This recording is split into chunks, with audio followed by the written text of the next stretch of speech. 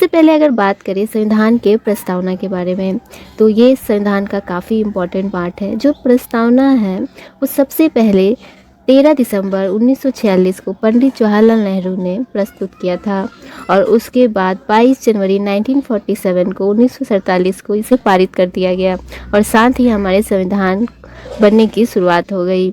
प्रस्तावना की जो भाषा है वो ऑस्ट्रेलिया से अपनाया गया है और प्रस्तावना में 3 प्रकार के न्याय हैं और 5 प्रकार की स्वतंत्रता का उल्लेख किया गया है। जो हमारे प्रस्तावना में सामाजिक, आर्थिक और राजनीतिक इन न्याय की बात की गई है ये रूस से लिया गया है। वहीं पे प्रस्तावना में जो स्वतंत्रता, समानता और बंधुत्व की बात की गई है ये फ्रांस से लिया गया है।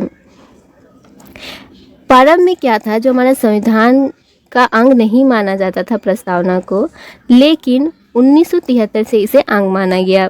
तो आइए जानते हैं ये कैसे हुआ। सबसे पहले जो बेरुबारी वाद फैसला हुआ था उसमें सर्वोच्च न्यायालय ने सर्वप्रथम घोषित किया था कि संविधान का अंग नहीं है प्रस्तावना। उन्होंने कहा था कि प्रस्तावना संविधान का अंग नहीं है 1960 में।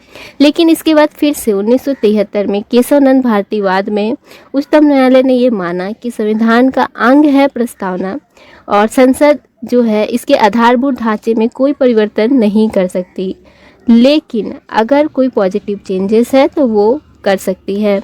और इसीलिए पहली बार 42वें संविधान संशोधन द्वारा जो हमारी प्रस्तावना है उसमें एक बार संशोधन किया गया और उसमें समाजवाद, धर्मनिरपेक्ष और अखंडता ये 3 शब्द जोड़े गए और हमारी प्रस्तावना को संविधान का हृदय और आत्मा कहा जाता है। साथ ही हमारी जो प्रस्तावना है वो संविधान की कुंजी, जन्म कुंडली और परिचय पत्र भी कहा जाता है। प्रस्तावना में 3 प्रकार के न्याय की बात कही गई है, सामाजिक, आर्थिक और राजनीतिक। वहीं 5 प्रकार की स्वतंत्रता की बात कही गई है, विचार की, अभिव्यक्ति की, विश्वास की, धर्म की और उपासना की। विचार, अभिव्यक्ति, विश्वास, धर्म और उपासना।